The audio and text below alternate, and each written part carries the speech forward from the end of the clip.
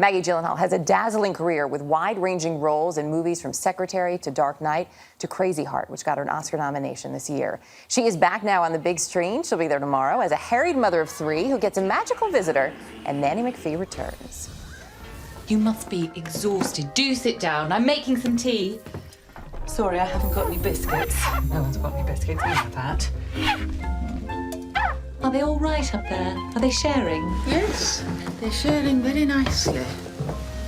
Indeed, they came up with all the arrangements for themselves. But that's a miracle. What did you... How on earth did you do it? Maggie Gyllenhaal joins us now. Good morning. It's such a sweet, you're smiling watching that scene. It's a great movie. But your character, Isabel, is this woman that I think so many women can relate to. She's a frazzled mother of three. Her husband's off fighting a war, and she's trying just to put food on the table. Yeah, I mean, I think I'm a mother of one trying to, manage a career and being a mother and a house and a marriage, and even just with one child, it's sometimes exhausting. Completely overwhelming, and you don't know how you're going to manage it. And so she's got 3 kids and 2 other kids who come to visit, and like you said, she's doing it alone. And she literally has a bird's nest in her hair at one point in the movie, So clearly she's neglecting a few things that she can't quite focus on. Is that what drew you to the movie? Because some people would say this is really a departure for you in terms of your past work. Well, a couple things drew me. I mean, Emma, who I'd worked with on Stranger Than Fiction, definitely drew me to the movie. She's just such an incredible woman, and she wrote a really pretty incredible script. I cried a couple of times when I first read it.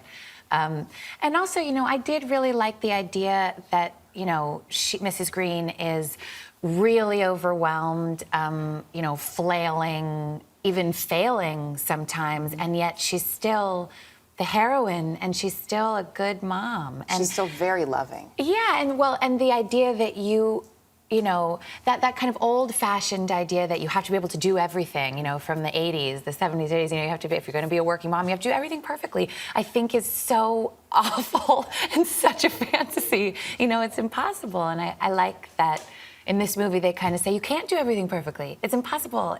Being a parent is meant to overwhelm you. Which most parents, I think, would relate to. And there's, you mentioned Emma Thompson also drew you to it. You two have actually become pretty good friends. Yeah. And you at one point, I think, spoke to her about this, and she said to you, look, just forget that idea of trying to have it all. Yeah, there was one day, I was just married when I made this movie. In fact, we started rehearsal, I went and got married, came back and shot the movie after our honeymoon. And so I was just married, didn't have a nanny, pretty little baby, the center of this movie, and Emma just was like, I just had one day where I just burst into tears in the makeup trailer, which is not like me. I definitely kind of try to keep it all together.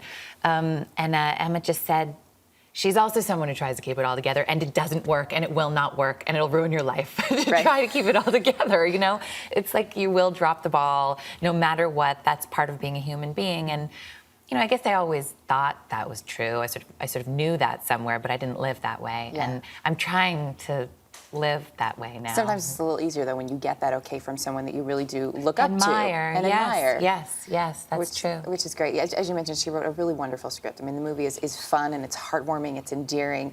And there are some really cute scenes. One of my favorites, I understand, you didn't even see until you actually screened it, which was the synchronized swimming pigs. Yeah, well, no, I didn't. I wasn't in that scene. And of course, when they shot it, oh, they're showing it right now. Yeah, it's so it's adorable.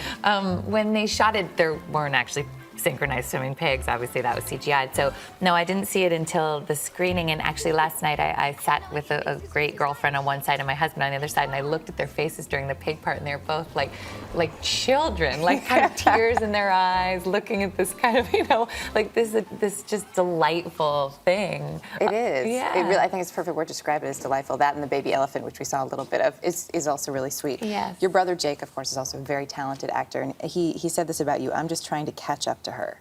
That must really mean a lot coming from not just someone who is a talented actor in your field, but your brother. Yeah.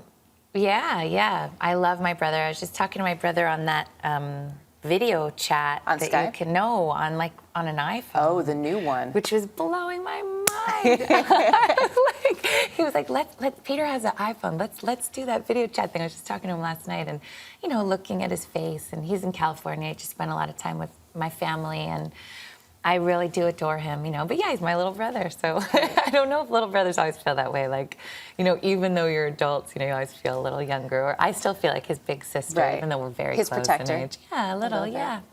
I do, yeah. It's great. So what's next for you? Do you get to take a little break? Yeah, a little break, and then we're going to go to London. I'm going to do a movie about the guy who inadvertently invented the vibrator at the turn of the last century. That would be a little bit of a change from playing Mrs. Green. Yeah. More like my previous work, maybe. Right. And then I'm going to do a movie with my husband. Which we will be looking for. Such a pleasure to have you with us. Thank you. Thanks for coming in this morning, Maggie. Thanks. And of course, the movie is Nanny McPhee Returns. It opens tomorrow across the country.